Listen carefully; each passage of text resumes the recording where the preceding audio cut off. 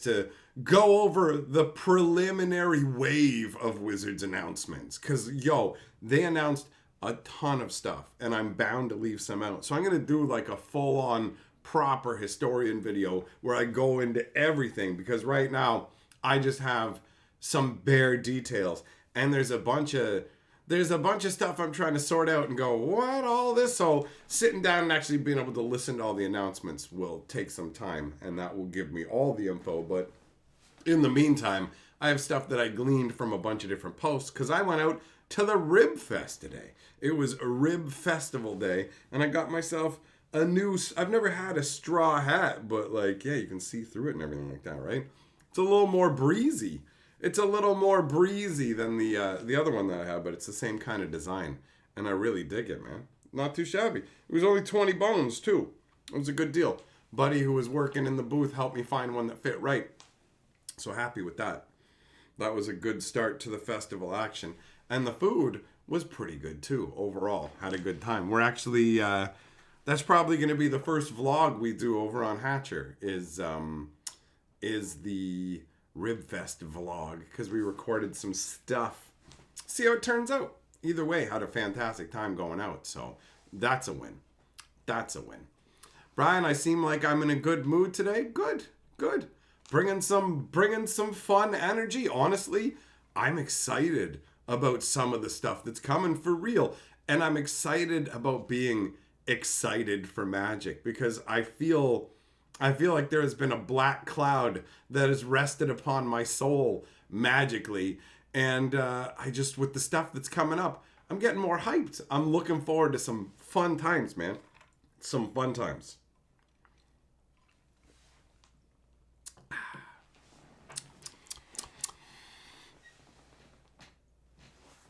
Is it wicker or actually straw? Wicker? Do they make wicker hats? It's straw. It even says inside 100% straw. It's 100% the last straw. I am raging all the time. This is my new rage hat. The last straw with Hatcher, where I wear a straw hat and suck out of a straw. That's not the only thing that's sucking today. That's fun. That's fun. 101 King Super Chat says, here to us not getting holy holed by Wizards of the Coast again. I'm with you, buddy. And you know what? You're one of one Lord of the Board now, son. You're one of one Lord of the Board. One of one. Just like my my banner from before. Not today, obviously, because we got this one up in the background. But you're Lord of the Board. Enjoy. Don't worry about that glory, because it's Macias's now. Never mind. Macias's super chat says, do you have the showcase card template art that looked like playing cards? I had the artwork from leaked from a million years ago. That was, what was it? Was it a Joker or something like that? I remember what you're talking about. So I do remember the image from a million years ago. Well, I guess what feels like a million years ago, because time travels so fast on the internet now. Just going at light speed, bro. All right. Macias, you have claimed the board. You are Lord of the Board. Hold on, let me get that let me bring that in a little bit more. We got some reflection going on, but...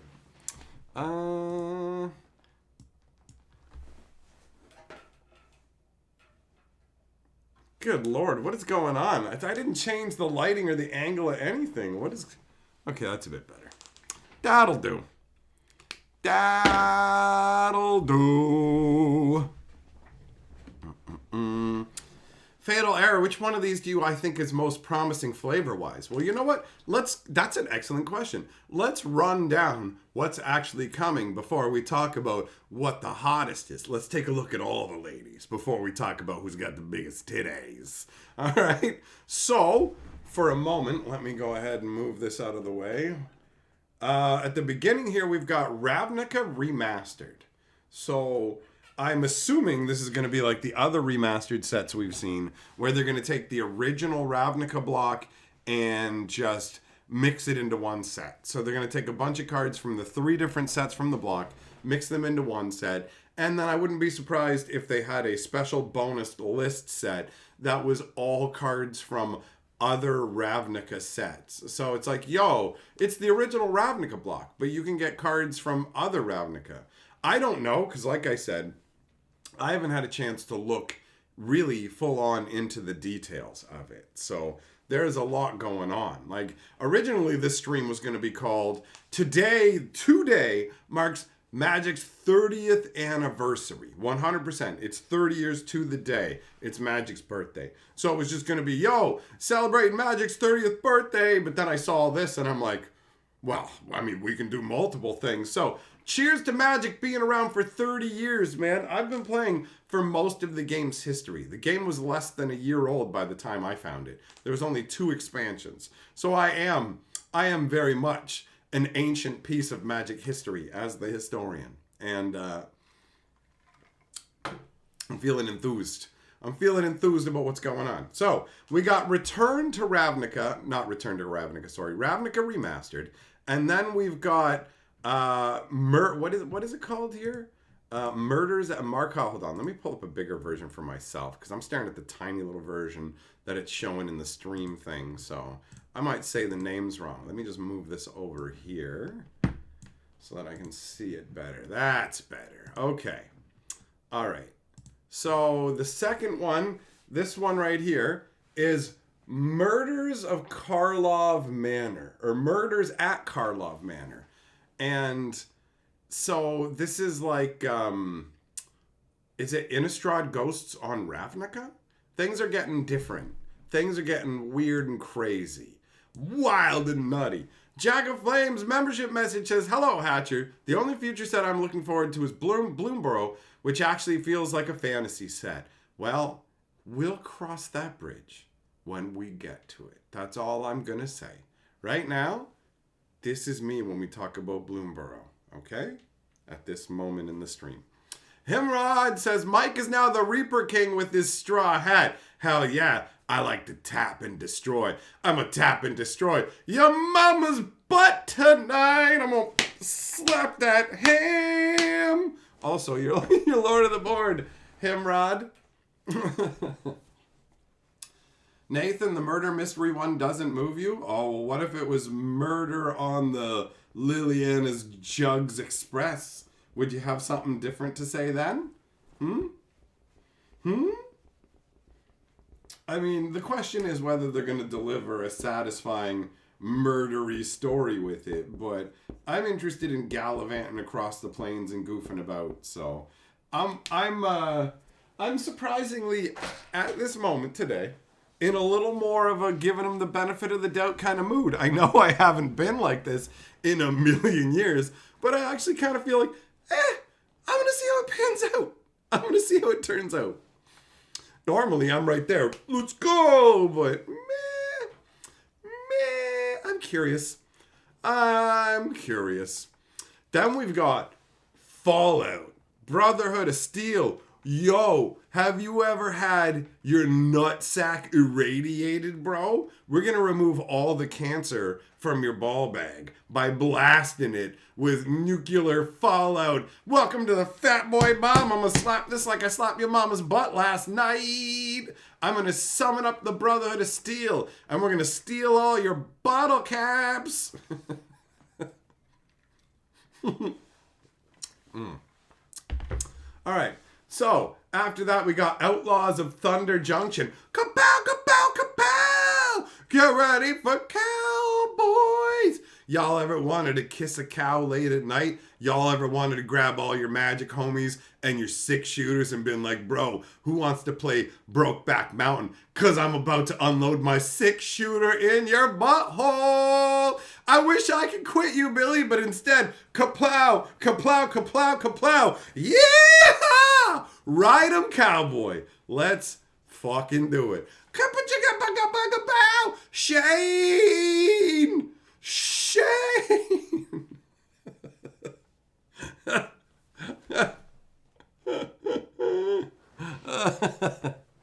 Yeah, who cares?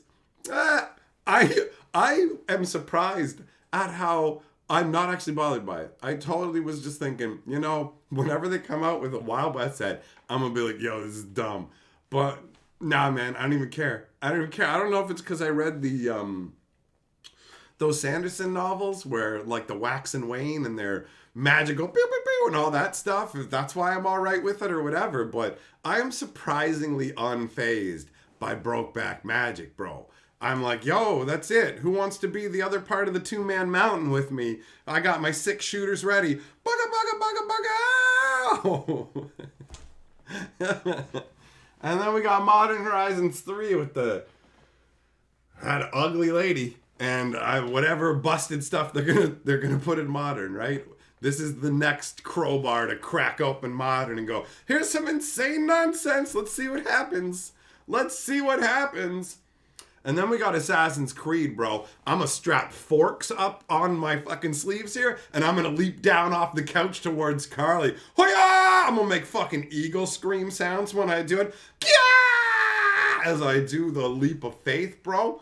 Oh, that's another straw connection, right? Because he's leaping into that hay, the straw. Pretty good. Pretty good. Enzo! Hey! Let me put it in your Enzo! Let me show you why the word assassin has ass in it twice. Alright? The name is literally ass in. I mean, it's more of directions than a title. Am I right or am I very right? Because those are the only 2 options. Alright. Then we have Bloomborough.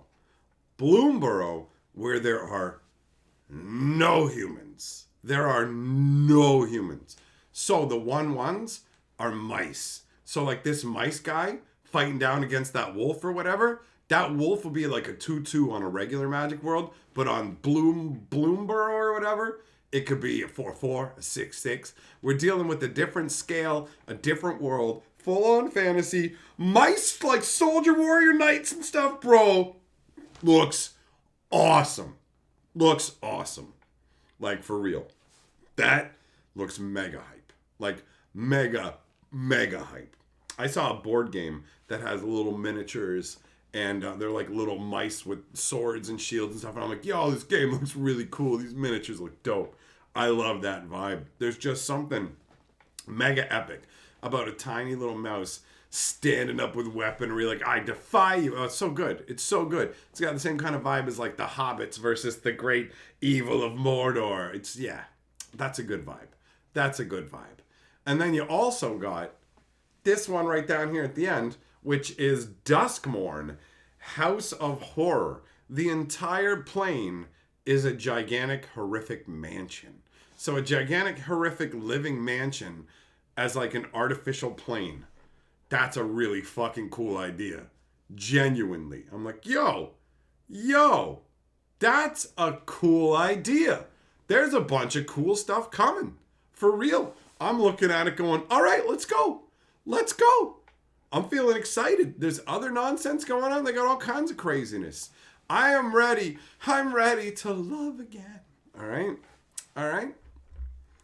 So yeah, for me, out of all this stuff, Bloomborough is the most exciting concept, for sure. For sure. So it's like they couldn't figure out a way to make Segovia work, but this like different scale, no humans, pure fantasy style world, it's gonna be epic. Plus, guys, they said we're going back to Lorwyn. Remember how I said that because they're making these shifts and they're changing things up and they're not requiring that we just stick to one plane, that we could go back to places like Lorwyn? Like 2 days after I say it, bam, what does Wizard say? Lorwyn, son! Awesome. Awesome. So yeah, dude, there's like, there's a whole bunch of stuff. There's a whole bunch of stuff coming. And I'm just stoked. I'm just stoked right now. Looking at it, I was like, yo, I just feel excited. I don't feel like angry or disgruntled or whatever, man. I'm like good. I'm good right now. I'm surprisingly chill about Magic at this moment. Do I feel like Wizards underneath it all is still making bad moves, like for the long-term health of the game? Yeah, they don't pull back on the stuff they're doing. Totally. But I'm also just going to enjoy myself. Whatever. I'm not going to spend all my time being a crank bag and unhappy. Because screw it, man. Like, for real, for real. I love Magic underneath it all. For real. Otherwise, why am I even here? And I am ready for some stokitude. I'm ready to look at spoilers and get jacked about stuff. There's a bunch of different images. There's a whole bunch of stuff that I gotta get codified for a big fat video tomorrow that is just going to be me talking about all the different hype stuff that's coming.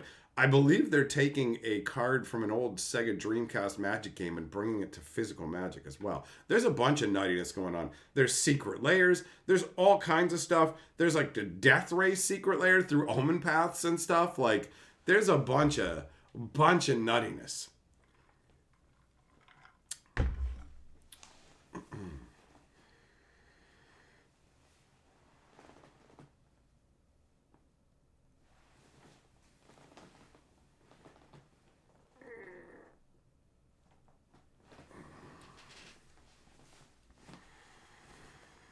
So yeah, I'm surprisingly good to go on this. Nothing really pulled a. Well, the only thing I thought looking at this was Modern Horizons 3 is probably going to be pricey.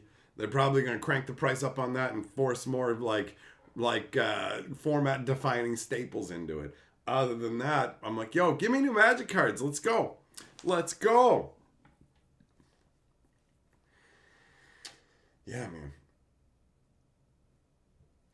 I love the idea. Bloomburrow is definitely the most exciting of them all. And I didn't think that I'd really care that much about the whole House of Horror concept. If you told me about it randomly out of nowhere, I'd be like, I don't know. But actually looking at it and reading the little blurb and stuff, I'm like, okay, actually, this does seem cool. I like the idea.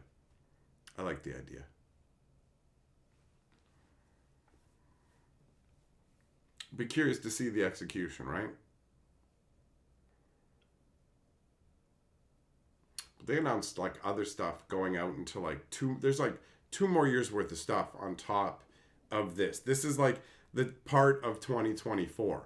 And there's still there's still more stuff. It's so nutty. It's so nutty. Man, I like playing in Magic events. I like owning Magic cards and I want to enjoy myself with it, you know? It's reaching that threshold where either I start enjoying myself or I just end up wandering off to other hobbies. And I'm definitely not ready to quit Magic. I know that for a fact. So the only other option is to go back to enjoying myself properly. All right. And that's what we're going to do. Had too much stuff going on in my real life as well that made it trickier, you know, more likely to focus on things that weren't so great. And now, nah. I saw this and was just like, hey, this is fun. It's fun to feel excited again. That's good. Commander Masters price was not exciting. This stuff looks great. That's right, Jess, exactly. Magic is great. The company that makes it is the Wang Mags. So yeah, horror can be like, I don't care about horror movies most of the time because they're pretty boring and stilted and lame most of the time. Pretty standard kind of fare.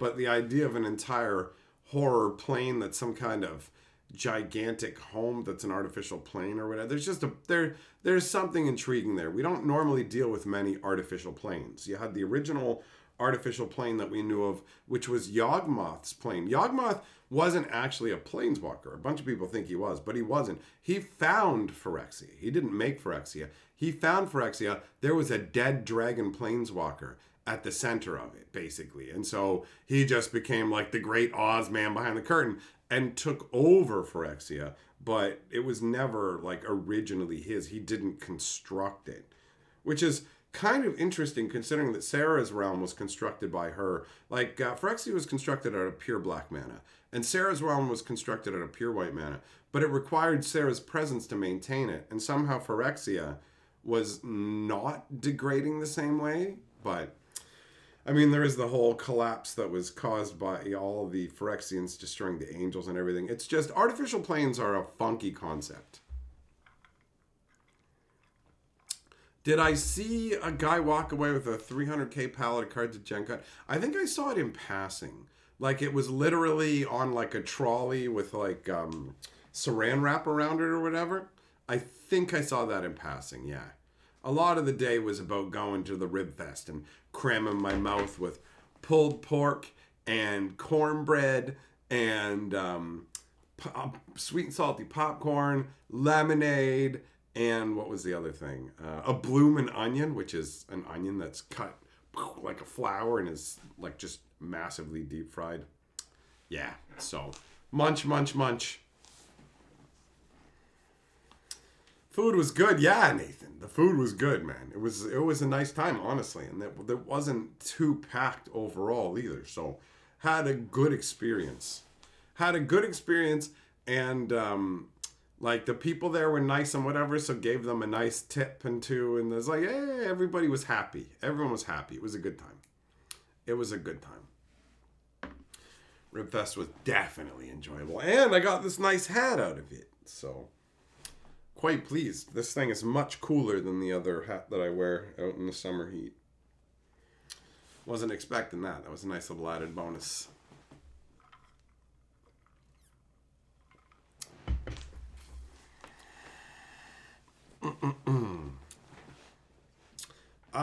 There's no point in being sad about any plane being gone anymore. All planes are back on the menu now. Any place you thought you would never get to go again, guess again, you can easily go there again. Wizards of the Coast just changed how they do things. Here's how it worked before. The only time you ever get to go to a world is if that set sold well. So that's why we had to wait 20 years for a reskin of Kamigawa, because we're not going back to Kamigawa. We want to make a cyber set. We're going to use Kamigawa's name because we know some of you are familiar with it. So we want to trick you and ease you in kind of thing, right? And then you have the scenario now where they've thrown that aside and said all worlds are available and on the table. We can just travel to them and travel through them. We're not spending entire sets there or whatever. So you're never going to see an entire set based on Alara again, ever. But you can easily see Alara again. So there you go. That's the deal. You get it. You get some of what you want. You'll never get the full focus, but you can get to visit them again. Is it regular for this many sets in a year? Wits, there's no such thing as regular anymore. Like, this is the new regular where Wizards is going to just barrage products, rapid fire them at us. Hasbro needs money. They don't have the luxury of time to wait or caring about the IP. And so Wizards of the Coast has got to churn. And you have statements made by people in charge of Secret Lair and stuff saying, yo, we're just going to be surprising people. Our goal is to surprise you. And we're going to be doing a ton of these. So yeah, like for real. Expect more products than ever going forward. It's more and more and more and more and more. Because Wizards doesn't know how many products is too much, right? They're trying to find how many products is too much and what's the upper price limit, right? So Commander Masters is where I believe we're pushing into that territory with the reprint sets. Absolutely.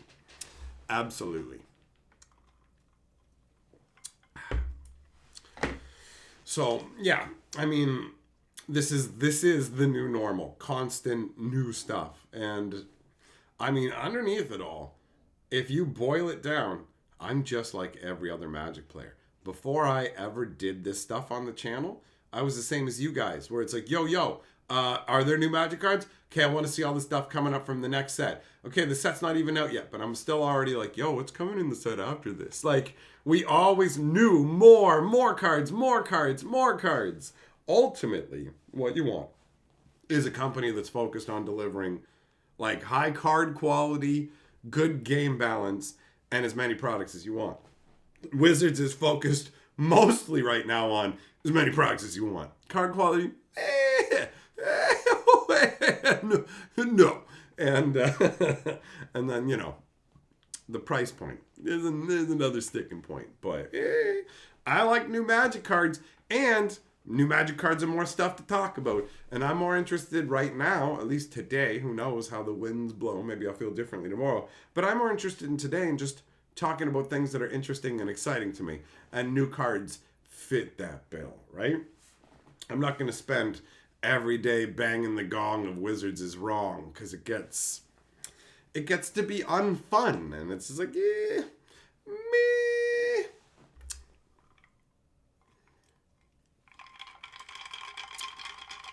Millmaster, this is Magic's junk wax era. You know what? That actually came up in conversation with my buddy yesterday when we were having dinner before going to the Commander Masters event. He literally brought up the wax era. He's like, "Yo, Wizards is copying what sports cards did in the wax era to save themselves with the serialized stuff, and they started putting little bits of jerseys and stuff on cards, and it's like, that's legit what saved sports cards." I'm like, he's like, "Yep, they're just taking a page straight out of their book." So, yeah, it's funny. That's literally what we were talking about yesterday, man.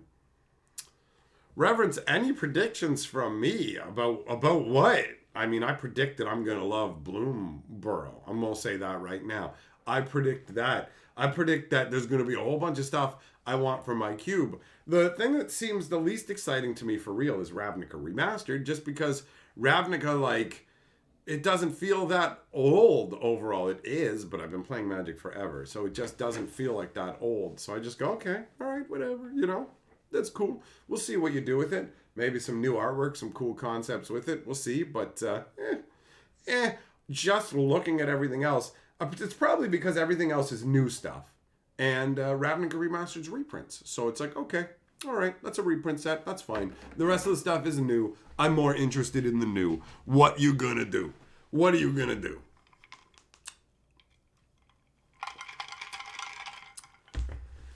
Goddard, you're way behind on all the announcements from this weekend. Will there be a Mega Magic News soon covering it all? Yeah, tomorrow. Ideally tomorrow, because if it's not tomorrow, I got a lot going on, so it'll take a whole number of days. So yeah, tomorrow you can expect a news video covering all these releases, plus all of the other announcements that they made, because this isn't it. There's a whole range of products. It's pretty nutty. A whole bunch of different things going on. Wizards is really going wild. So it's a good time to be a Magic newsman, because there's a hell of a lot of news that we gotta do's. Mailmaster, you predict there'll be a one card in one of those sets that takes a poke at me? I would love to be big enough that Wizards would actually make fun of me on a card somewhere or whatever. That'd be amazing. They'd be like, screw that guy. That'd be great. That'd be great. No problem, Goddard. You're welcome, buddy.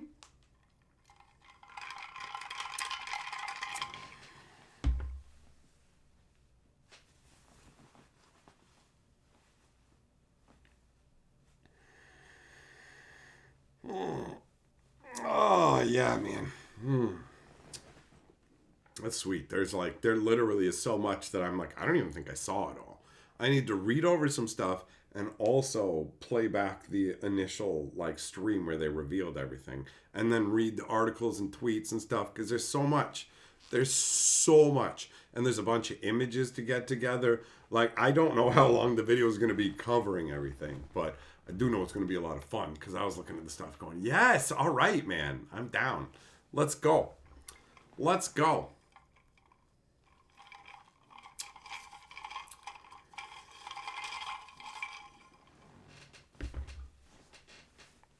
Man. Yeah, Bloomberg's definitely going to be the most exciting, as far as I'm concerned right now, based on very little information. That idea of these mice, look at the wolf he's facing off against, too. It looks like it has, an inner fire. It's awesome. And the scale of it. I love it. Holographic Magic cards. What? I mean... Oh, it's you mean when you tilt them, they look different? Yeah. I mean, can they print them flat, though? Does that actually work when the cards are curved like this, bro? There's that.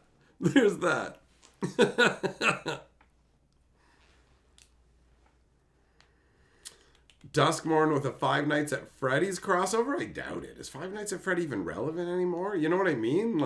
Wizards is doing crossovers, but it feels like the ones they're doing have to have some kind of relevancy, and unless there's some Five Nights at Freddy's stuff coming along that I don't know about, that's irrelevant. If there is, then anything's possible, bro.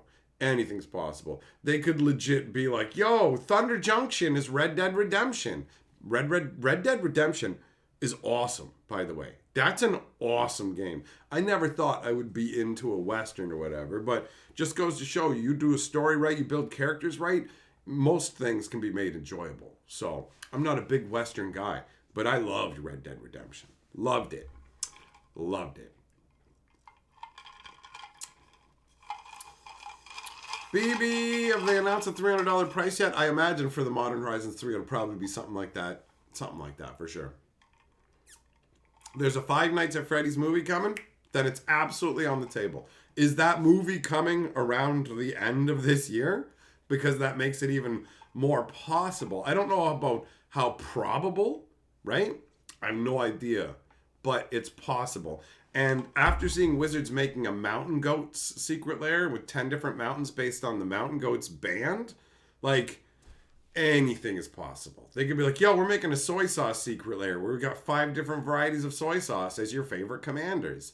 Yo, no salt soy sauce for the least salty commander.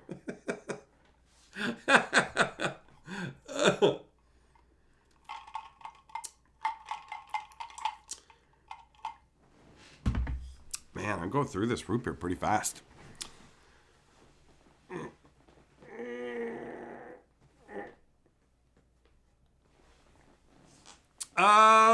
Sad. It's crazy we're getting a Fallout crossover before Elder Scrolls.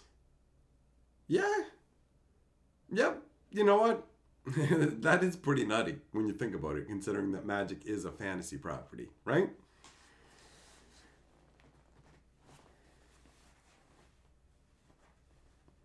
Daniel, yep, now that they've changed things up and you don't have to actually just go back to Tarkir as the full set, all the planes are back on the menu. Every place, even places that suck and like are really high on the Rabaya scale, like Capenna, for example. Apparently Capenna's high, apparently, like I didn't know it was going to be, when they completely butchered the concept and they removed the cops because they were like, wait, we shouldn't have these in this set because it might trigger people. It's like, what are you doing? We removed all the law enforcement from the Crime World set. Okay, but then who's in charge? The crime lords. So the crime lords make the rules? Yeah, so then that's not crime. They're the government. No, they're a crime. They do crime. No, they're in charge. They run the city, right? Like they build the city and provide sanitation and do everything, right? It's like, no, shut up. You don't need cops, but crooked unions. We hate unions. And it's like, okay, guys, come on. Come on, what are you doing? What are you doing? Anyways, I need some more root beer. I'll be right back, my friends. I'll be right back. Gotta top up my barks. Top it up.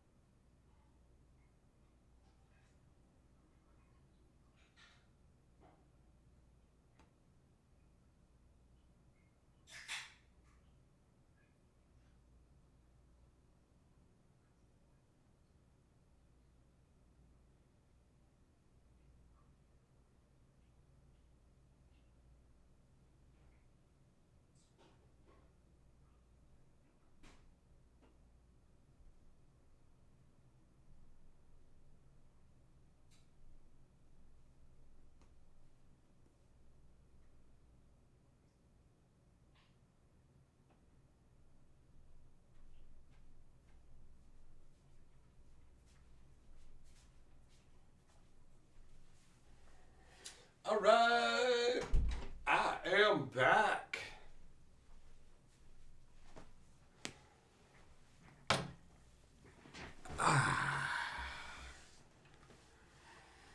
Want a food token that's a Hot Pocket? Wizards really missed out on an opportunity to have the Hot Pockets promotion and like the Cheez-It promotions Have those boxes include food token that shows that product on it. You know, Cheez-It food token, Hot Pocket food token that comes in the box, right?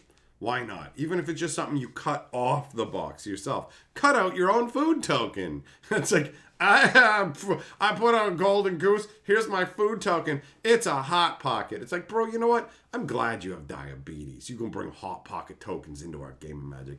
For real, man. You know what? The next time I hear you stand up from the table and you struggle to breathe from your own bulk, I'll be happy. You know, I wanted you to live and wished health upon you up until the moment you laid that Hot Pocket token on the board. And now, yeah, bro, I don't care if your lungs collapse under your own fatitude.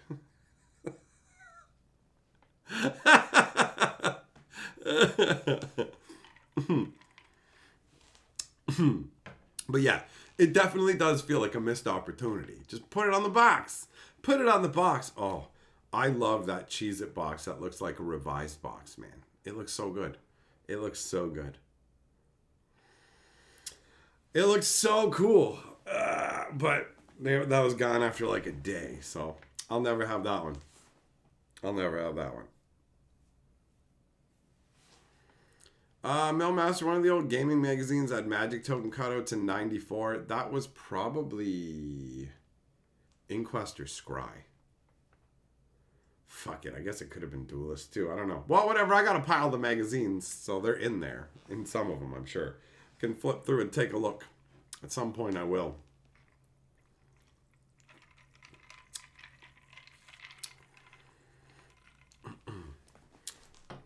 Gecko, I haven't even gotten to the space set yet, bro. All I got was this stuff. There's more. I haven't even looked at that. That's like 2026.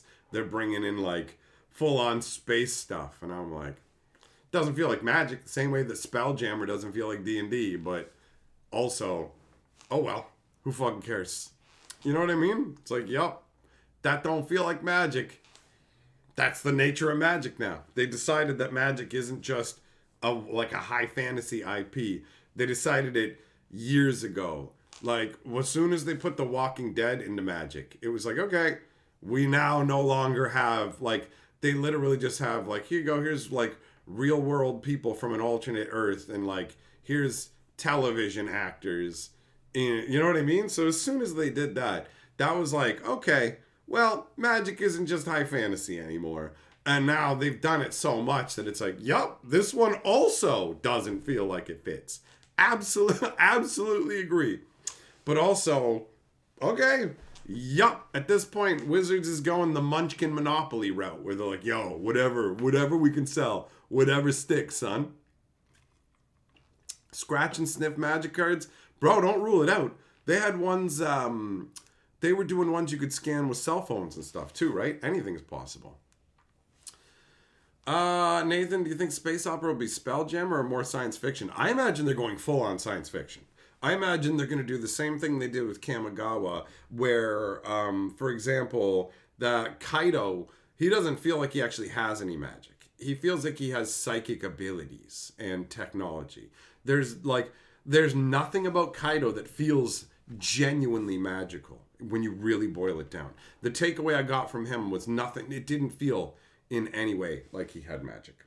And so that's what I would expect from the space set, is to feel like far less mechanically like Magic. Like, not mechanically in terms of the game, but in terms of the flavor. The mechanics will be more based on the technology as opposed to magical energies. Same kind of like a more futuristic Kaladesh, right? Like big time more futuristic. So yeah, man, I don't fault anybody for going, yo, I don't like this particular thing. I feel like what they're doing, it doesn't fit. Cool. I feel you 100%. I'm also going to get cards from it for my cube and enjoy myself. I don't care. There are cards from the Warhammer stuff that I want for my cube. I already have Walking Dead stuff in my cube. Ultimately, playing Magic at the end of the day with my friends is the biggest point of the experience. And I like lore and flavor, but I'm not going to let that stop me from enjoying myself and go, well, this isn't exactly what I want it to be, so there's nothing here for me. Nah. McKay Super Chat says, so the space set's probably a recycle of the other Deck Masters game they wanted to start. I don't even know what you're referencing, bro. I don't even know. Oh yeah, they're doing Final Fantasy. Yeah, man. Yeah, I hope it's like based on the older Final Fantasies. Like in North America, they were called Final Fantasy 2 and Final Fantasy 3, but like they're actually what Final Fantasy 4 and 6. And yeah, man, if this was like Final Fantasy 6 based, which it probably won't be, it'll probably be more based on like the new era with that blonde chick who I think her name is Lightning. I never played a Final Fantasy after Final Fantasy 12. Final Fantasy 12 lost me because up until then I felt like they had interesting stories, kind of mostly. Some of it felt a little off, like Final Fantasy X with the whole I'm an underwater football player kind of thing, and I'm like, I don't know, I'm not into this. And X2 with you and I'm part of a dance crew. I was like, I'm not even playing that one, son. But I did get 12. And I really liked the gambit system. I thought it was cool that you could program in combat sequences so that the game could auto-grind fights for you. I dug that. Being able to sit and eat a sandwich while the game knew to prioritize attacking flyers and steal from this guy and stuff. Really cool. But the characters all just felt like really stilted tropes. They didn't feel like they stood out or were interesting to me. And I'm pretty sure their skills and stuff made them all fairly interchangeable. So nobody felt like they mattered. I didn't connect with the story, and ultimately I just dropped Final Fantasy and never came back. So depending on what it's about, it'll be of more or less interest to me.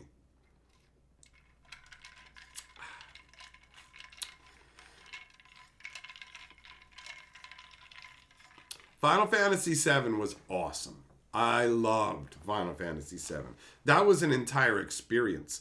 I remember walking to the game store to pre-order it and getting a Cloud t-shirt. That was so awesome. That was so awesome. I loved it. I loved it. Final Fantasy VII was dope. So I'm fine with that too. That's like not a problem for me. But yeah, if they go into like the newer ones, I'll just purely be about the mechanics because I don't know anything about the characters or whatever else. So I just be like, all right, well, let's see what you got for me. Let's see what you got for me to play with.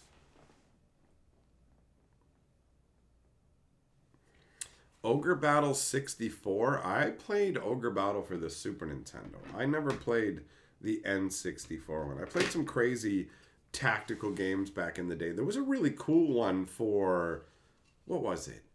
Sega CD. I can't remember what it's called now, but it was a really funky one. I enjoyed it quite a bit.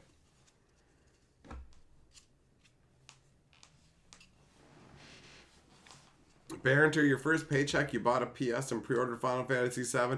Oh, I mean, like when I say I pre-ordered it, my dad pre-ordered it, and yeah, I got the T-shirt. I was a kid, I didn't have a job. Shining Force. That might be it. It might have Shining in the name. That name sounds familiar.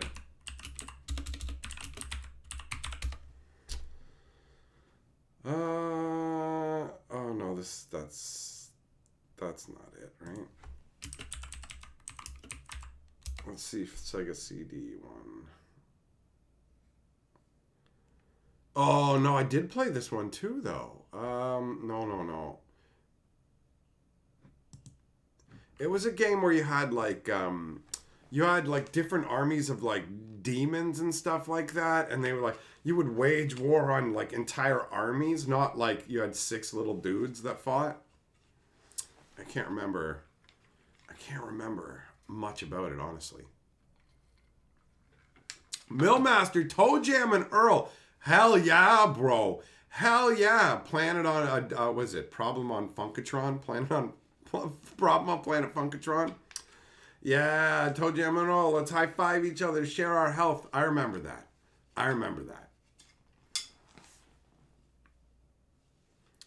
Dark Wizard? Oh, let me check. Maybe that's what it was. Dark Wizard.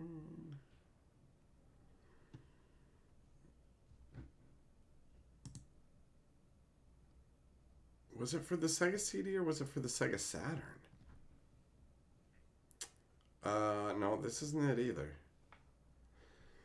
You had like big armies on the screen. So this just shows one-on-one. There'd be like a whole bunch of guys, like a huge squad, and they'd get wiped out in chunks.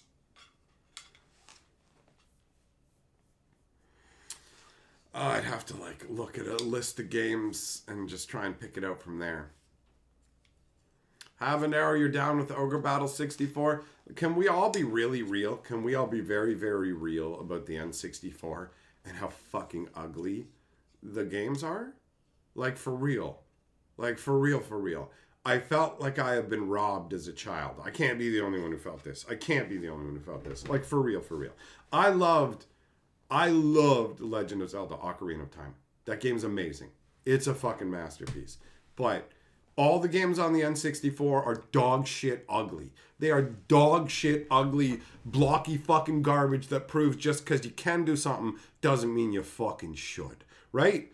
That's what that is. Because when I think back to it, I remember playing on the original Nintendo. Beep boop, let's go Mario. Super Mario 3. And then I remember vibrating with excitement as a young lad when we traveled all the way to the United States. We left Canada, went all the way to the United States to buy a Super Nintendo before they were available for sale in Canada.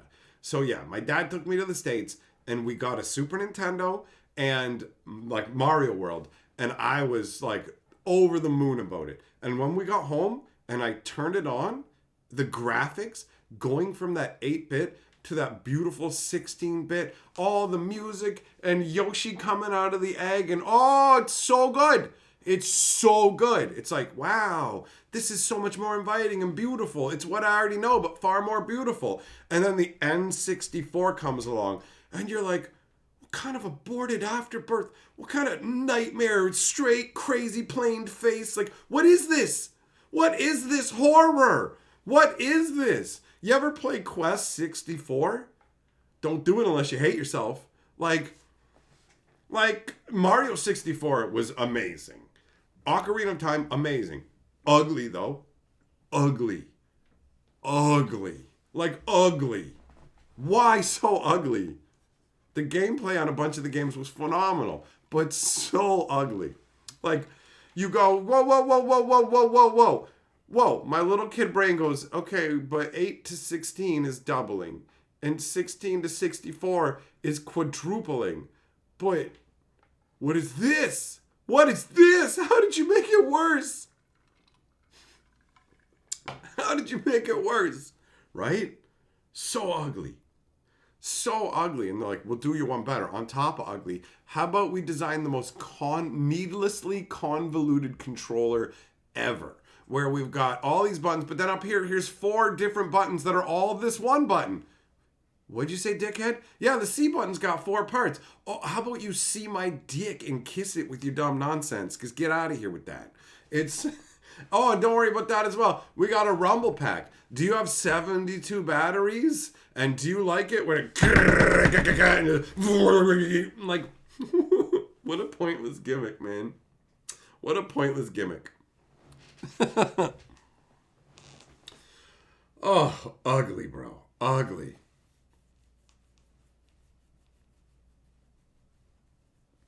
Habanero, you feel like the games these days have beautiful graphics but lacking levels of fun? I feel like they make a lot of empty games. The big AAA companies make empty games. I like indie games. I like just small whatever games. Dave the Diver is delivering. For real, for real. It makes me fucking uncomfortable sometimes when I'm playing that game in the right way. Where basically I'm diving into the big deep blue. Who knows what the hell's down there? You don't know. You're out looking for treasure, mer people. Who knows what you're going to run into? Getting fish for your sushi restaurant, but then there's also sharks and stuff. Big sharks that will just come out of nowhere. Menacing, terrifying sharks.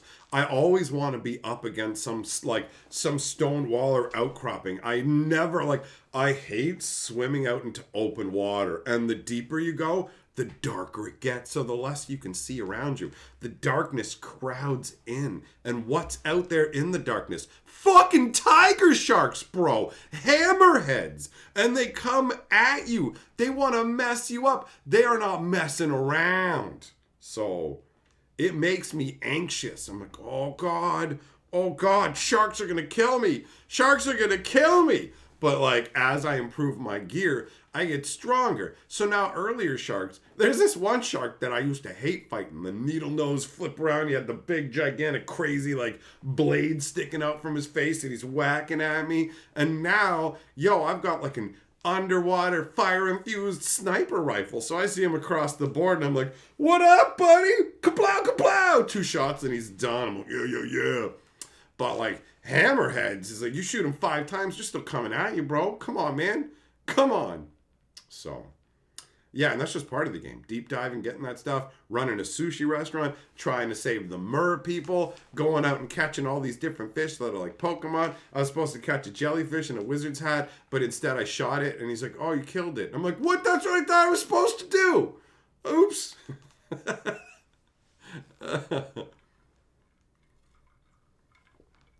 Habanero back into Minecraft. Nice. Minecraft's a dope game, bro. Minecraft's awesome.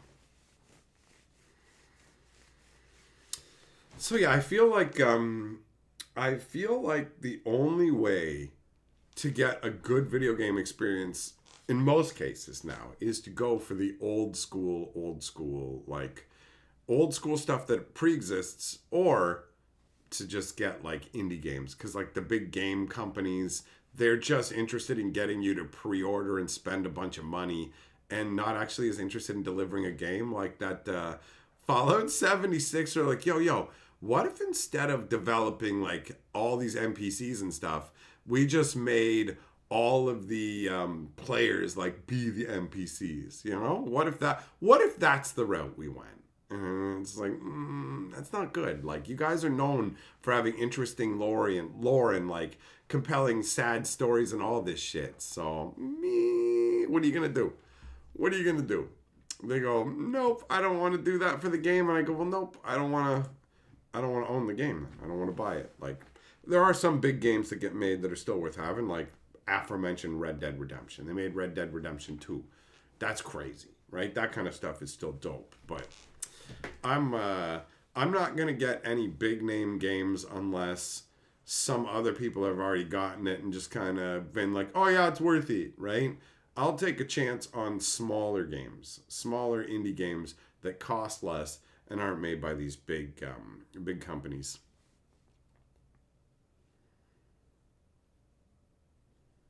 Ned, yeah, you played Dave the Diver. It's solid, bro.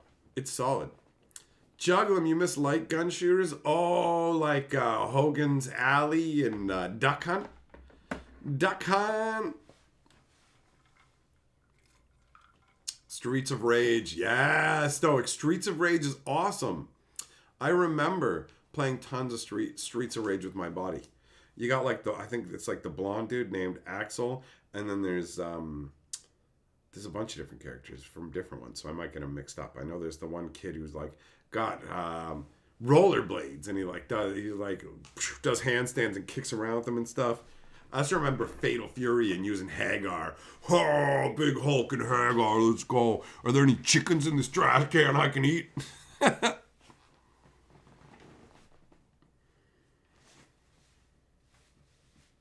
Never buy Bethesda day one. Yeah, wait, honestly, why would you rush to get the game right away when you can wait and pay less? Like, it's like, yo, you can get it finished and cheap. Just wait for a Steam sale or whatever, right? Mega Man X. Yo, Mega Man X is amazing. Honestly, it's like the best Mega Man game I ever played. I was never really into Mega Man that much, and my dad got me Mega Man X for my one birthday, and I was actually kind of disappointed because it wasn't really something that I was super into. But then when I started playing it, I realized how amazing Mega Man X is, and I've played it like a billion times. Mega Man X is like Mega Man masterpiece for real, for real. It's a very solidly put together game that pulled in somebody like me who wasn't even its target like demographic. There's just a bunch of awesomeness to it. It's a satisfying game to play with a logical progression that rewards you. I vibe on Mega Man X totally. Totally.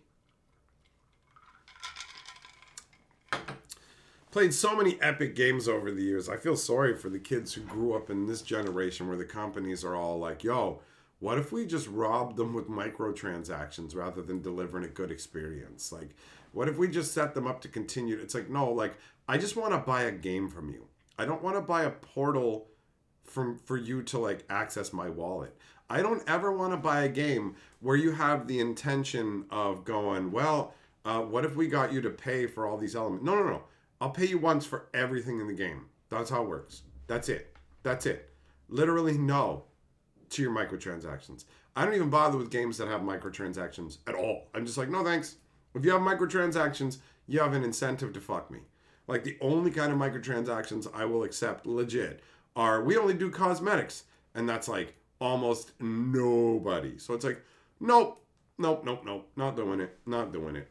Because all that happens is you're incentivized to try and make it grindy to get money out of me. Well, the game would be more enjoyable if you spent... No, no, no, no, no. See, I paid to buy the game in the first place. The only people who are allowed to do microtransactions are free-to-play games. That's it. That's it. Choose your business model. You only get one. Either you make a shitty, awful experience that you can pay your way out of, that you make just good enough that people will experience it, or you sell me a game. That's it. You don't get to sell me a game and then go, well, pay for... No, no, no. Fuck you, bro. I was around for the days of like Ultima 7, where you buy Ultima 7. I got Ultima 7 Part 2. Awesome. I love that game. And then they're like, check it out. We made Ultima 7 Serpent Isle. What is it? It's an expansion that adds an entire new world part to it and a ton of content. And it's like, okay, cool. And it's like, yeah, that's an extra $20. And it's like, yeah, absolutely, I'll buy that. I'm not like buying your little garbo transaction nonsense. It's trash. Moxman Metal Fatigue. I don't even know that one. I never played any like Metal Gear games, any of that stuff. Any of it.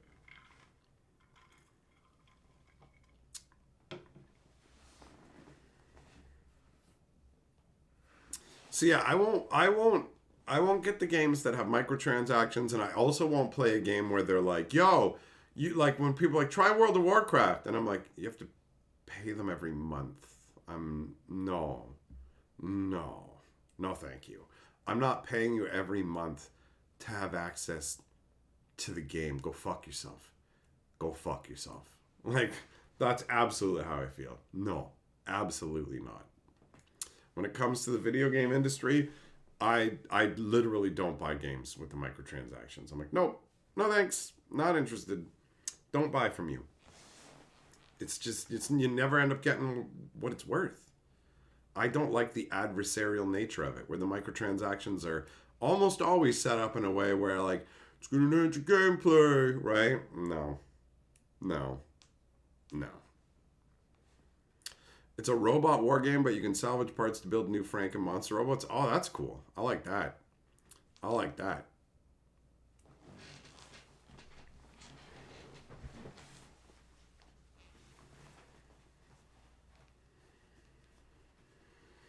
Well, yep, I know, bro. I feel you. Some microtransactions have destroyed some great looking games. I've seen ones where I'm like, yo, this game seems cool. And then I look into it and I'm like, oh no, ew, gross.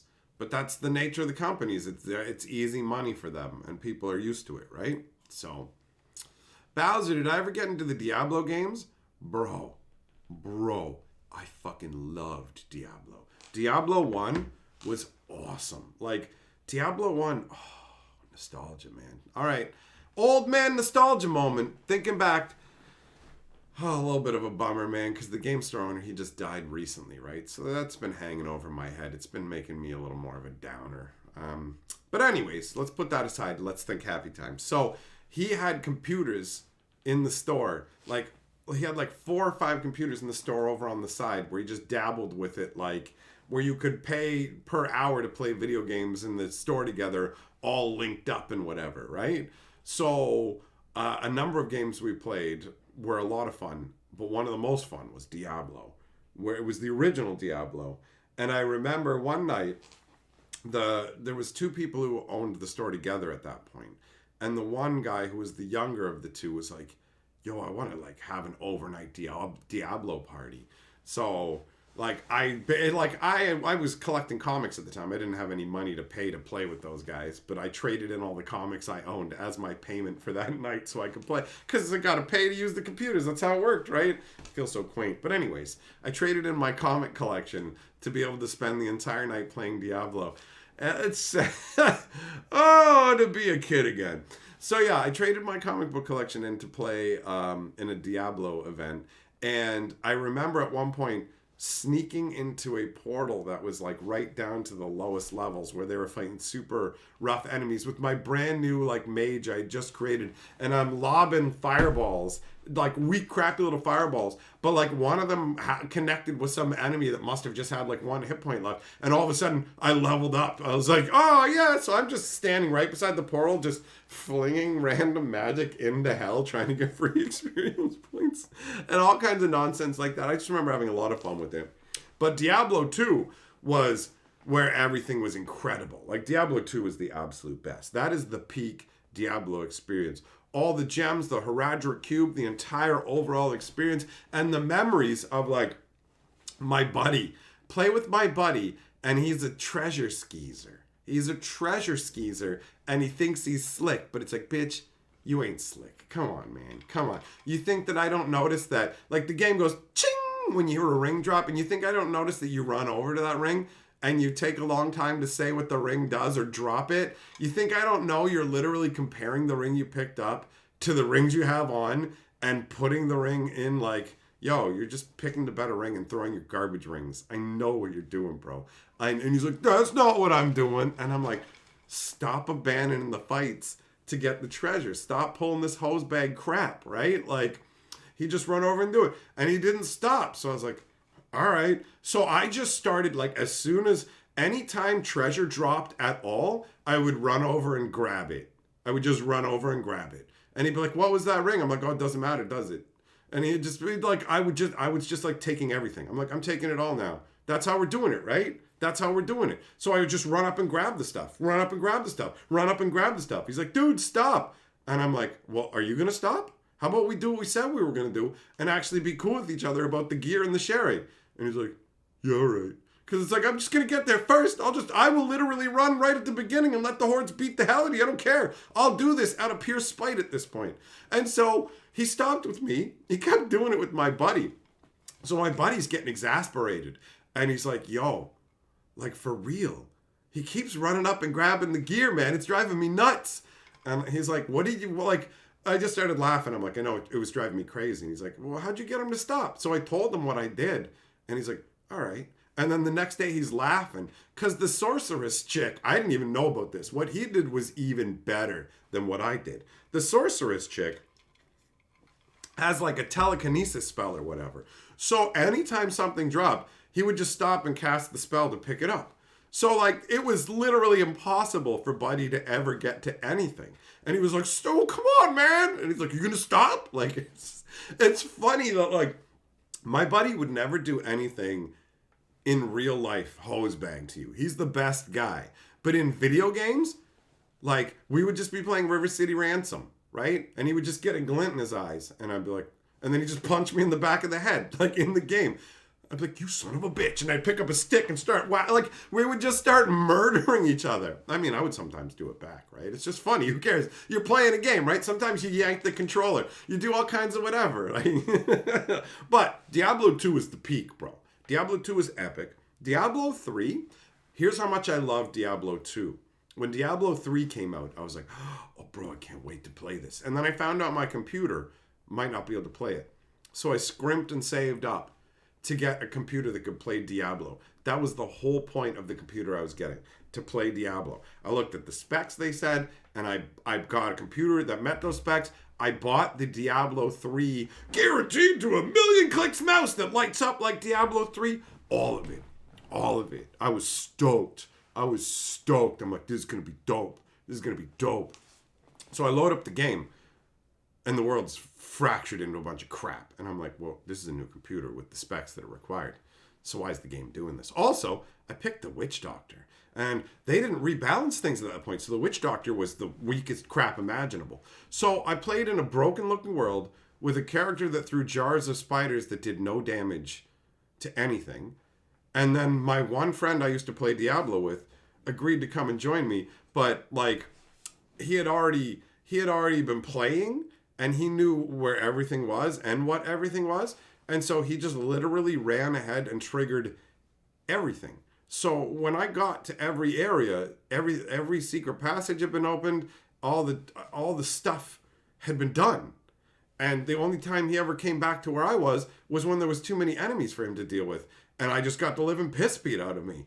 And I just went, I bought a new computer. I bought the Diablo.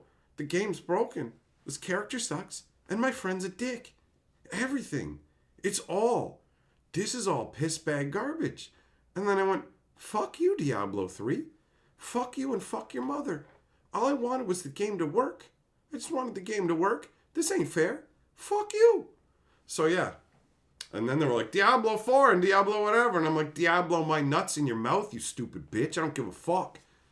Diablo 2, on the other hand, I heard they remade that and its hotness. And I'd love to try that out and go back to that. But I'm bitter. I'm bitter over Diablo 3, bro. They turned me from, I'm going to make sure I have the computer for the specs and I'll buy your custom fucking Diablo mouse, into fuck you and fuck your mothers for having birthed you. For real, for real. Like, I am bitter. I am fucking bitter.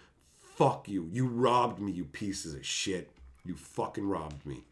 Like, you fucking robbed my ass. Yo, but we got a real in-game auction house because we got to fucking monetize. Fuck you. Fuck you.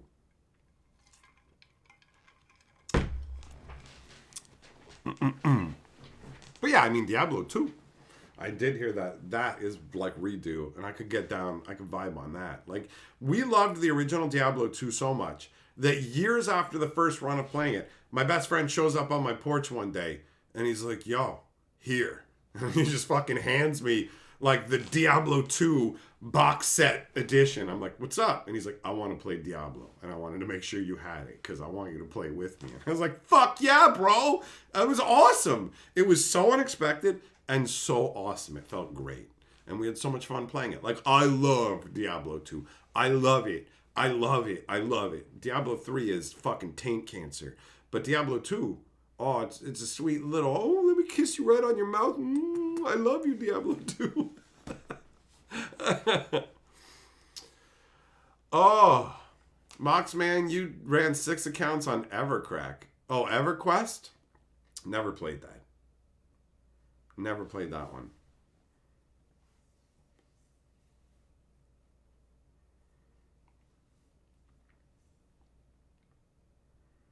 That one never appealed to me.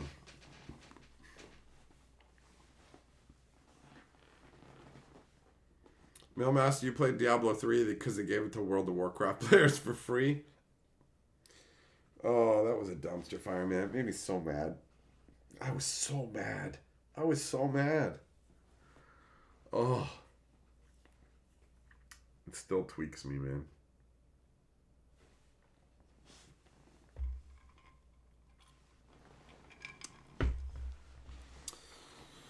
Baldur's Gate. I remember Baldur's Gate 2. I don't think I ever played the original. Habanero, you put a Chinese chaos orb in your cube. I mean, how are people going to know what it does? You're expecting them to just know? Why'd you pick to fucking have it in Chinese, bro?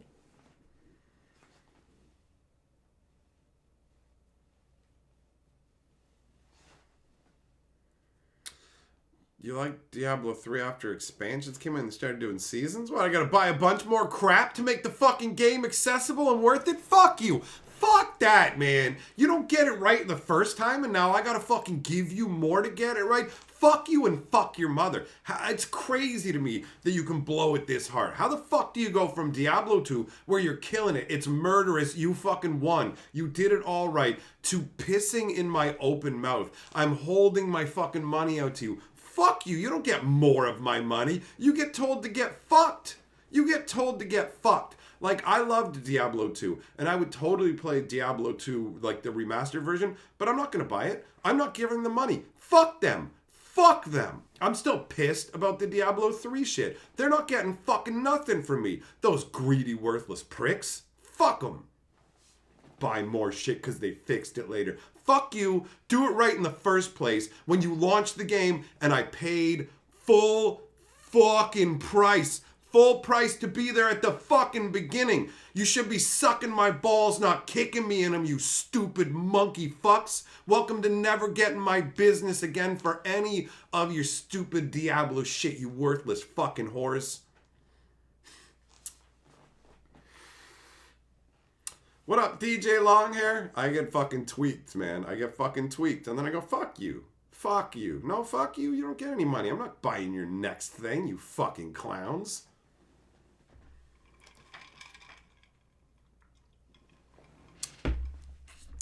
Yeah, Millmaster, that was so funny. Announcing Diablo Immortal. It's a mobile game. Literal groans from the crowd. Don't you have phones? That's all you've got, you fucking clownish loser? I know it sucks and nobody wants it, but I could blame it on... Don't you have phones? This is pathetic. Fucking wretched. Are you kidding me? What a fucking joke. But we want to milk you for mobile bullshit. Haven't you wanted to play a scaled down garbage Diablo that tried to rob you and ate up your fucking data and melted your phone?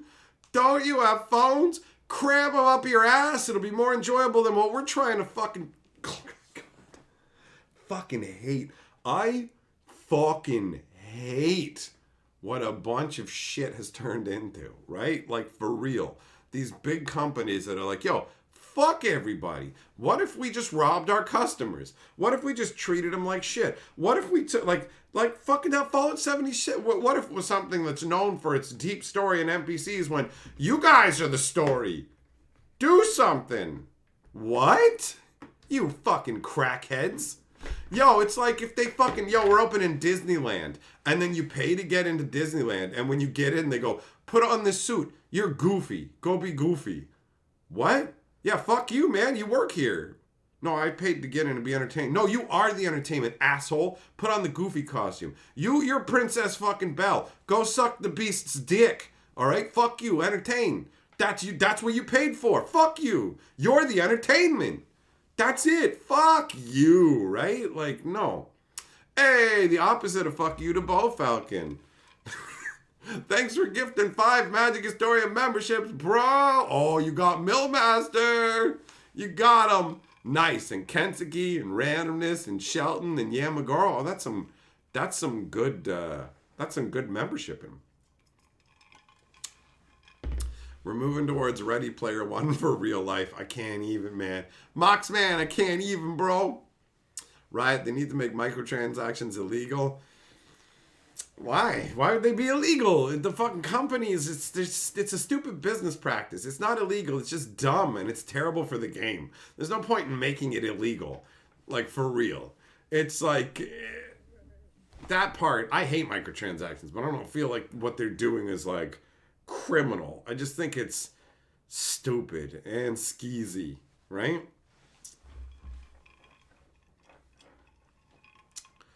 Fritz, you just got a gigantic Chaos Orb wrapped up in the original plastic from a 96 Inquest. That's dope, man. That's awesome. Bo Falcon, yeah, exactly. I remember seeing clips from that announcement. Literally, look, don't you have phones? It's like, holy crap, don't you have PR guys for this? Kenzuki says his streak of scamming membership lives on.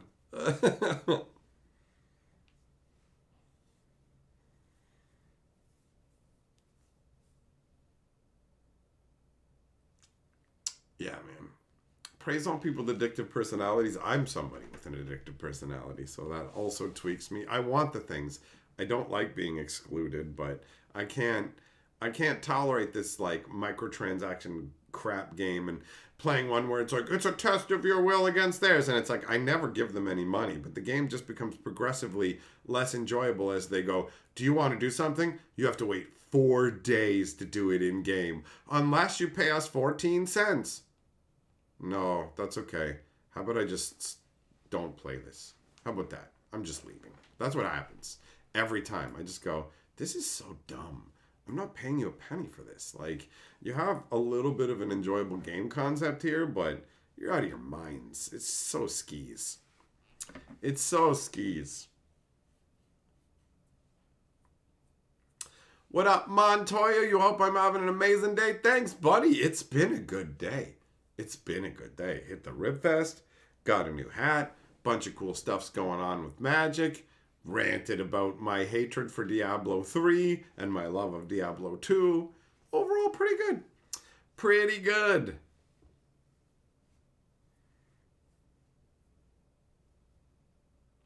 Pay to speed up progress is the biggest scam. Yeah, it's so annoying. It's like literally like, here's the game, but you can't play it. And it's like, what? Yeah, you can't play it. You can't play it unless you pay us for the... No.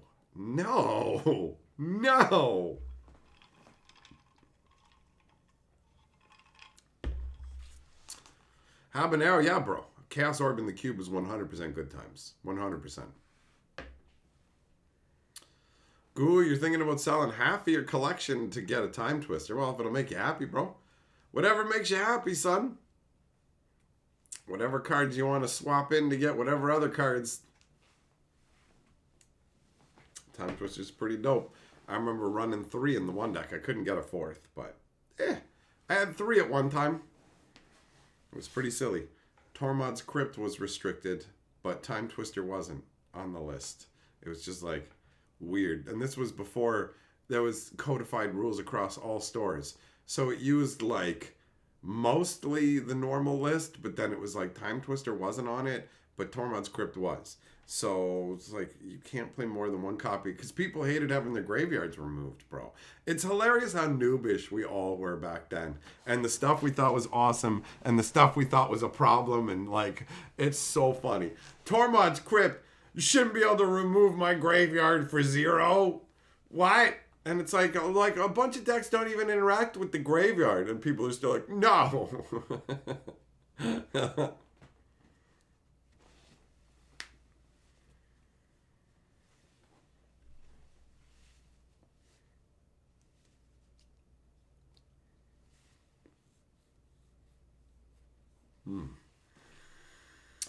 Oh, yeah, it's been a good day, but also a long one, man. Time Twister doesn't remove your graveyard. It puts the cards back in your deck. You're not losing your cards. Nobody's like, oh no, I lost my graveyard, but the card's going back in my deck. But yeah, that was the combo. I used Tormod's Crypt and Time Twister. It's like, yeah, I'm gonna milk cards into your graveyard. Tormod's Crypt your graveyard. Time Twister. I also use Swords to Plowshares to remove creatures from the game. Life Force with Sleight of Mind. So I could Sleight of Mind my Life Force to whatever color you're playing, so I could pay mana to counter your spells. And I had Hollow Trees building up green mana, and a Candelabra of Tawnos that I would use to untap the Hollow Trees, so that I could go and get a whole bunch of green mana and counter all your stuff.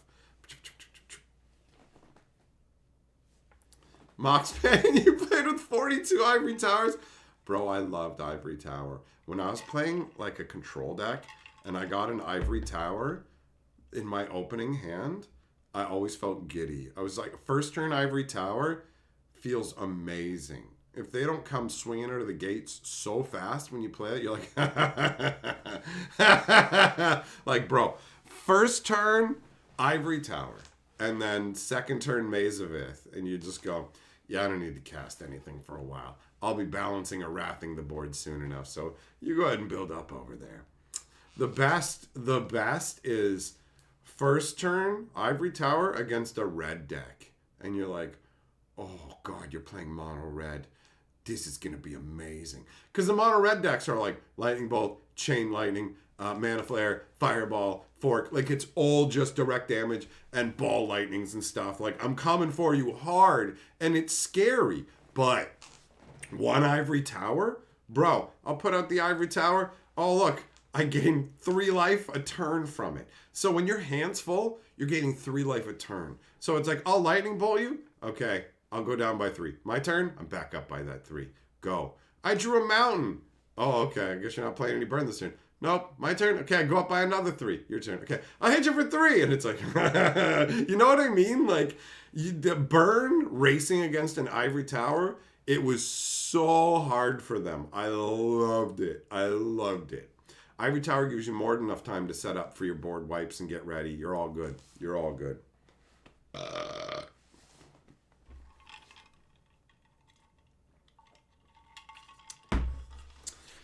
Oh yeah, ivory tower is nuts, man. I mean, by today's standards, not so much. But ivory tower back in the day was awesome. There's a reason they restricted it. I loved it. I loved it. I loved life gain overall. I was always drawn to life gain. I loved wooden sphere at first when I was too stupid to understand that I was slowing myself down by an entire turn in the game to gain 1 life per spell, which is brain damaged. It's like, yo, first turn, wooden sphere. Now, second turn, I won't cast my grizzly bears because if I wait until the third turn to lay a land, then I'll gain a life when I pay 1 extra. It's like, yeah, no, that is terrible tempo. Terrible. Terrible. And you also don't understand that life is so easy to take away from people that you need to gain massive amounts of life for it to matter. So, life gain was only really tenable in a couple of situations. Ivory Tower, and when it was available, Mana Crypt and Fountain of Youth. Oh my god, that was dumb. Mana Crypt, back in the day, you didn't flip the coin if it was tapped. So basically, you've got the Mana Crypt and the Fountain of Youth. As long as you use the mana from the Mana Crypt during your upkeep, you don't have to flip the coin. So there's no chance of taking 3 damage, right? None.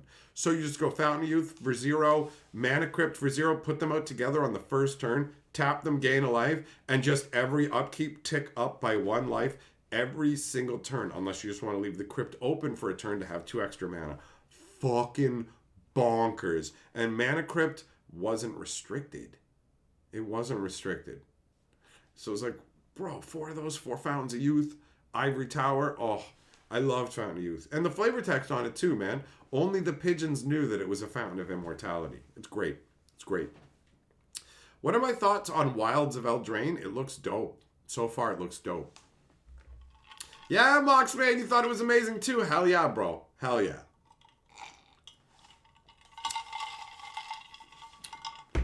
Bino, jokes on me, you have a crumble? Sweet, bro. If you're playing green, I'm laughing. Like, it's like, yo, wait, you're playing green against my control deck? Holy shit, I win. Green against the control deck was always, you lose. The only time that changed is when Onslaught came out. When Biorhythm showed up, I remember that blew my mind. Like, you could always tap out against a green deck. Always. Always. As a control deck, you need to leave your mana open to control. Not against a green deck. You can disrespect the green mage. I'm going to kick your ass. You're playing garbage. It doesn't matter. I can tap out with 0 fear. Biorhythm, it's like, whoa, wait, what? Okay, never mind. Things have changed. So, for the longest time, green was like, yo, this is a win. Gimme. This is a gimme. This is a gimme. You better hope you're playing green-red. Maybe you got a chance. But like green was, forget it, boy. Forget it. Unless you only splashed green for like a regrowth or something and Birds of Paradise, you're going to lose. Green was that weak. I loved green. And it was that weak. That's the deal. Speaking of weak, my root beer is down to the ice cubes again, and it's all getting weak and watery. I don't like it that way. So I'm going to go top it up. I'll be right back.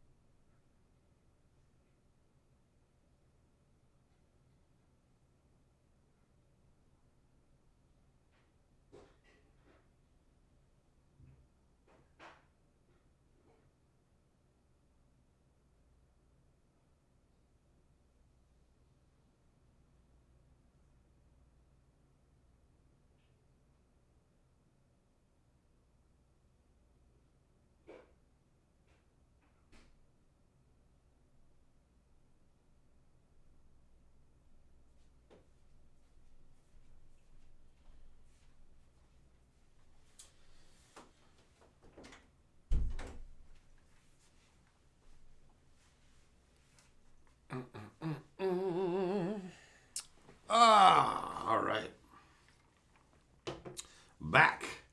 Back and refreshed. Which of the new announcements am I most excited for? Well, Daniel, that would be this one right here. The Bloomborough. That one seems craziest cool to me out of the stuff that's been announced so far. I like the vibe of it. No humans, you got the mice as your 1/1s, the different scale of things, and the full-on fantasy, like fairy tale-esque kind of vibe to it. I dig it. I dig it.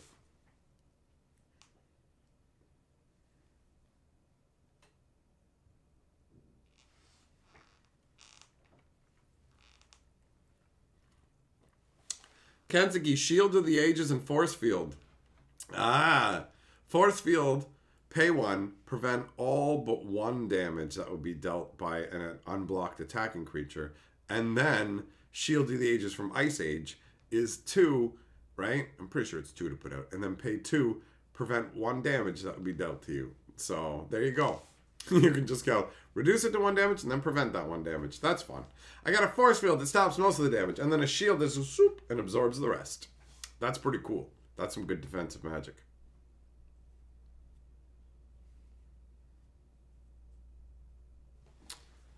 Millmaster, is it tomorrow? Are they doing the band announcement on Sunday?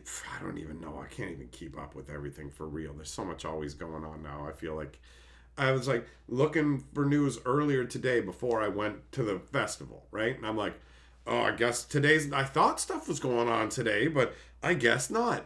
And then I come back home from the festival and I look and I'm like, holy fucking shit, everything happened.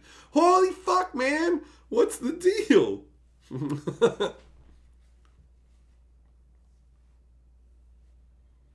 Cherry, you loved Enduring Renewal and an Ornithopter and Goblin Bombardment. Just sack instant, like endlessly, right? Bam, bam, bam, bam, bam. What did they call that deck? Fruity Pebbles was the name of that one back in the day. I remember playing that at an event, and I had originally gone up with a control deck I was going to play, but I decided at the last minute it might not be the best choice, and so I borrowed a deck from somebody else, and it happened to be Fruity Pebbles. And I never played it before, but they explained the concept to me. They're like, just get an Enduring Renewal, slap down Goblin Bombardment, and then just feed the Ornithopter into it. And I was like, oh, yeah, okay, no problem. And so then I played it, and it worked really well. I started beating the hell out of everybody with it. So that was the tournament. When I talked about I made it like however far all my other friends had been knocked out, there was people drinking, and it just was a miserable experience, and I didn't want to be there. So I was like, I'm just going to throw and bounce. I could have kept going in the event, and I just dropped and fucking we left. Everybody was waiting for me, but I wasn't having a good time, even though I was steamrolling with that deck. I remember, like, my first opponent was, like, he was super friendly for the first match where I'm like, yo, this is my first time at an event. And I borrowed this deck from my friend. It's my first time playing it. And so we shuffle up and I play the cards. Boom, boom. I'm like, okay, so I'm pretty sure you're dead. And I'm just like, I got the Enduring Renewal. I got the Goblin Bombardment. I'm going to put up the Ornithopter, sack it, pick it up, rinse and repeat, and do the damage to destroy it. And he was just like, picked up his cards, all friendliness gone. And like, from that point on, it was just people being like, they're not there having fun. I thought it was going to be an awesome time with a bunch of people being excited about Magic, but the reality of it wasn't what I wanted it to be. So I found that it's more fun to be at those events outside of the event and interacting with people, trading or playing games outside of it, because inside of it, there's this like high stakes environment, but it's not enjoyable and it's not actually high stakes. So you just go, nah, I'm good. I'm good, bro. I'm good. Shelton, you missed a bunch. The good news is I'll upload this over on Hatcher later so you can catch up on everything you did, bro.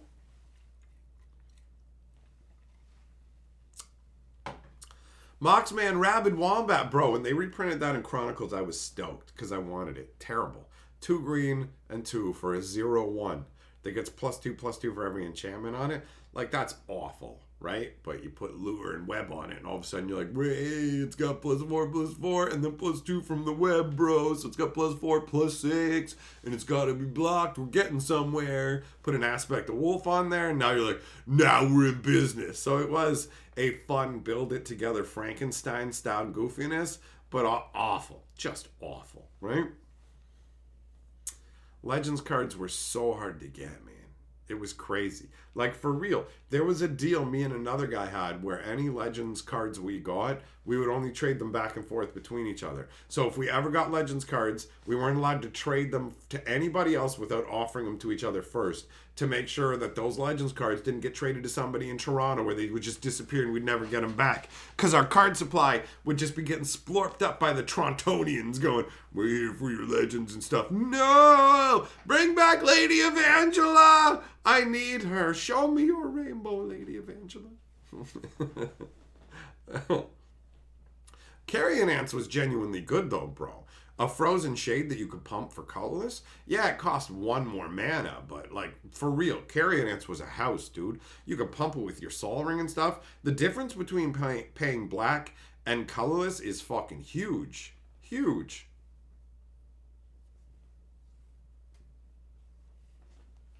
Millmaster, what's the difference between Wizards putting LGS out of business with Amazon dumps versus putting LGS out of business with Chronicles? Oh, the second one isn't something that happened, and Chronicles didn't put fucking LGSs out of business. It just put a whole bunch of cards into people's fucking hands, and it made the secondary market values of singles tanks so collectors threw a fit. Not stores. That was a knee-jerk reaction from collectors. So, yeah. That's the difference. They're not the same. It's like, yo, what's this difference between a pineapple and this pizza that's been run over in the road? A whole bunch of things.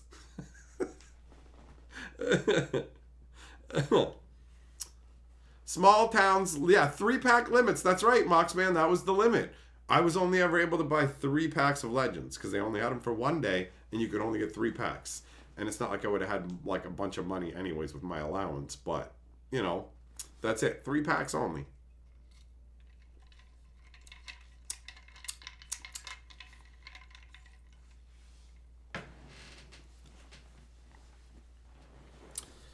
Moxmans is watching Elder Dragons. People paid $100 to get go to $5 upset players. Yeah, there were a bunch of people who were upset. Chronicles didn't upset those of us who just wanted to play the game and didn't have access to a bunch of them. I had an original Elder Dragon, right? When I cracked it, it was $40. Worth more than the Black Lotus. Black Lotus was worth $15 at the time. These are the market values, right? $40 for an Elder Dragon. People are like, whoa, you got him, man, blah, blah, blah, blah. They reprinted him in Chronicles, and I wasn't like, oh my god, my Elder Dragon is now worthless. I went, look at all the cards I can finally get and play with. So, I mean, I'm not going to pretend like I was fucking sad for the handful of people who had the 8 copies of the cards that existed for a game I just wanted to play as a game. I'm still the same guy I've always been. I always am like, yo, game pieces being printed. I lived through Chronicles. I didn't see it as a fucking problem at all. At all. So, I mean, I ain't saying that the people who spent a bunch of money on something and saw they made a cheap version of it and whatever, like, hey, I get it. That's a feel-bad moment. But also, Daddy wants his fucking game pieces. I'm a kid who just wants to fucking play Magic. So, yeah, Elder Dragons being 50 cents, amazing. Amazing. Rabid Wombats, 50 cents? Like, are you fucking kidding me? Feldon's Canes are now attainable? Oh. Like, all of a sudden, I could get game cards to play with. I could get the game cards to actually play the game. Right? That was amazing. That was amazing. So, I'm pro Chronicles. What can I say? What can I say? I'm an evil, dirty pro Chronicles boy. That's it. I have every problem with the reserve list and no problems with Chronicles. So, to some people, they're just like, you're the devil. Do you want to take away the value of my cards? No, I don't. I just want everyone to be able to play with the game pieces. That's it. Whatevs. I don't really care which way they go with it. I don't care if people make proxies and play with them or whatever, but I think it's dope when everybody can play with all the Magic cards. If somebody wants a super specialized version that there's only rare copies of, like, hey, there's only 10 of these, cool, whatever. But if it's like, there should only be 10 copies of this game piece that does this thing and nobody who wasn't around 30 years ago or has $5,000 should get to play with it. I mean, we can believe different things because that is not one of my beliefs. That ain't one of my beliefs, right? I'm 100% down with Chronicles. I loved it. Chronicles made me so happy.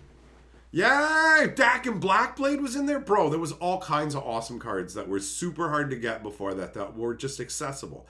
I love accessible Magic cards. I love that. I love that. I don't love like hugely expensive Magic cards on the secondary market. I don't love my cards if they're worth something going to zero. I'm not a fan of that. But when it happened to me with shit like my dragon and whatever, I was just excited to get access to the cards. So I've never been somebody who's like heavily invested in having a bunch of valuable Magic. I've never had the money to stay like that or whatever. So I can't have the perspective of that person. That's not the life I'm living. I've always lived the life of the guy who's just regular everyday folk, regular everyday chronicle man, right? I am the white bordered inexpensive version.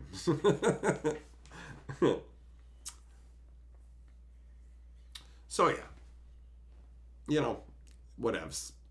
I understand why the people were upset, but I don't think Wizards should have made the reserve list, and they should have just put their foot down then and said, yeah, we're just going to make the game pieces accessible. So just because you made an assumption about our card game doesn't mean that we owe you anything. We didn't say, we will never reprint any of these cards at that point, right? So, Mailmaster, I literally have no concept. I couldn't begin to tell you how much I've spent on Magic over the course of my life because I've been involved with it for 30 years, right? And that's like 30 years of going to the game store and just picking up packs and boxes and all this stuff year after year after year. I think I don't want to know, honestly. If I was confronted with the amount, it'd be like, if you just had discipline and saved that money and put it into something, your life would be much easier right now. And I'd be like, shut up, I wanted the rectangles.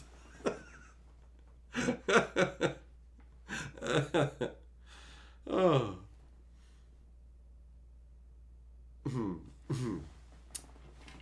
So yeah, I mean, I've gotten a lot of Magic over the years. It's what I would reward myself with in a lot of cases. Millmaster, it's a crap ton of money on a hobby to also say I'm a common man? What do you mean? That's like saying, yo, bro, I hear you say you're a common man, but how much money have you spent on hot dogs over the course of your life? At like $5 a throw here or whatever? So tally that up. Tally that up. Yeah, you ain't no common man, bro. Think about all the money you spent on hot dogs in your life. Like, that's what you're saying to me, bro. And I'm just like, okay, you know what? You're right.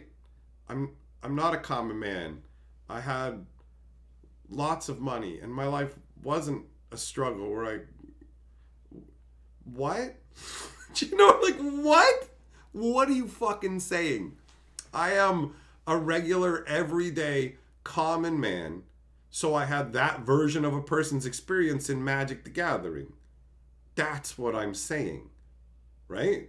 That's it. So, well, if you took up all the money you spent over the entire course, yeah, bro, like, if it's going to be fucking thousands of dollars, that's not going to feel good. That's not going to feel good and go, look at all this money. No. What do you think it's going to be? Well, actually, it's $4 million. Well, when you realize, what do you think? How much money do you think I've had in my life? Look at how worn and used this face is. This is not the face of a man who has fucking had a lot of money in his life, son. And Magic is like, oh, I'll roll these cards into this. Notice how I'm not sitting on a huge pile of cards, right? So how much have you spent on it? It's not like how much have you spent on it minus how much you got back out of it and got rolled back in or whatever else, right? So the number changes then too. But yeah, I'm a rich man because I've had a lot of wieners in my life.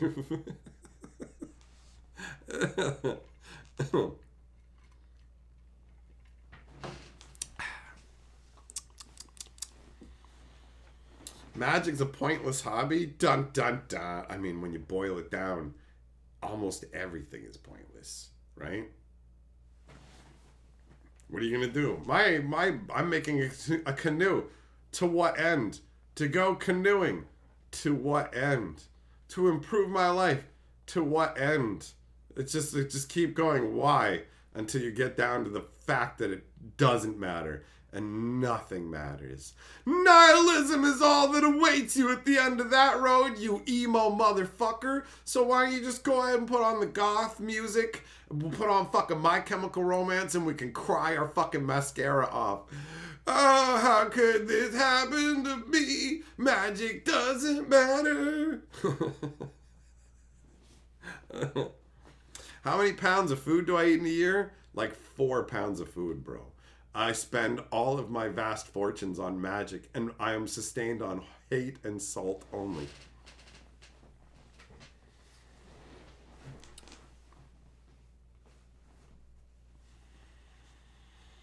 Oh, Nathan, now we're talking about things that are even worse to spend your money on.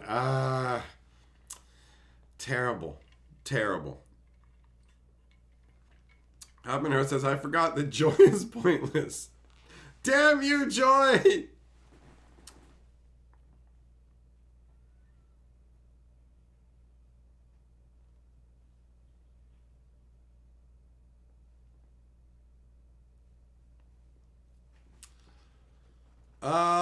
Motoko, you're surprised that Magic's more expensive than 3D models and complete board games? Yeah, I mean, at this point, it's true. Box of Magic cards, you can get multiple board games for the same price. Absolutely, or even less.